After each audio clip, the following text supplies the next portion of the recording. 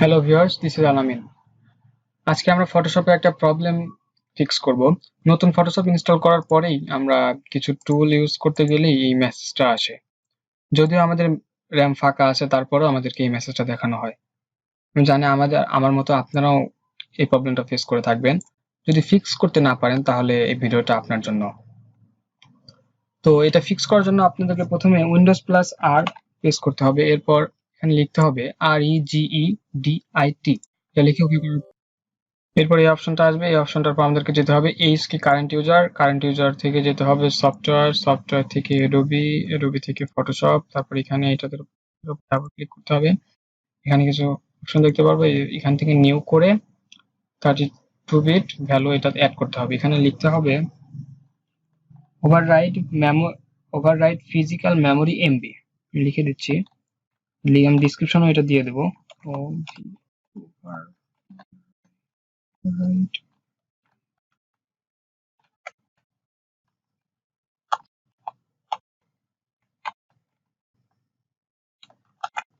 MB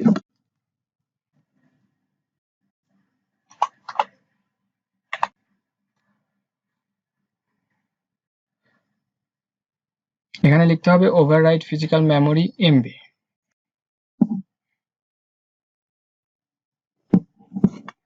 এটা লেখার পর এখান থেকে আমাদেরকে তারপর এটার উপর ডাবল ক্লিক করতে হবে। ডাবল ক্লিক করার পর এখান থেকে আমরা এখানে ডেসিমেল করে দেবো, হেক্সাডেসিমাল থেকে ডেসিমেল করে দেবো। এখানে ভ্যালু দিতে হবে আমাদের কম্পিউটার যত র্যাম আছে তত হাজার। আমার যেহেতু 4 GB, তাহলে আমি এখানে দেবো 4000। 4000 দিয়ে ওকে করে দিব।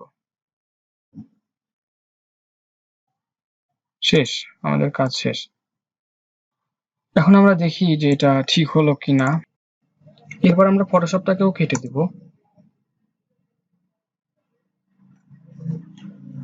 কেটে দেওয়ার পর আবার আমরা ওপেন করবো এটাকে। এখন দেখি বিষয়টা কাজ করছে কিনা।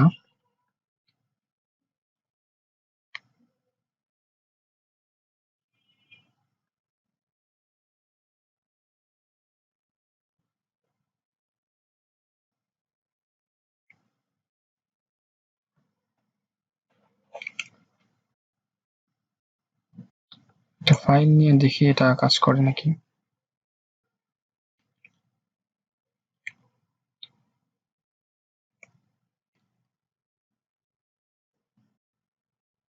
এই টুলটা কিন্তু এখন সুন্দর করে কাজ করছে। এর আগে কিন্তু কাজ করলো না, এখন কিন্তু কাজ করছে। তার মানে আমাদের কাজটা হয়েছে। তো কাজটা এভাবেই করতে হয়। আমি কি কি লিখতে হয় এটা আমি ডিসক্রিপশনে লিখে দেবো।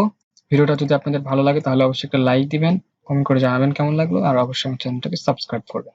ধন্যবাদ।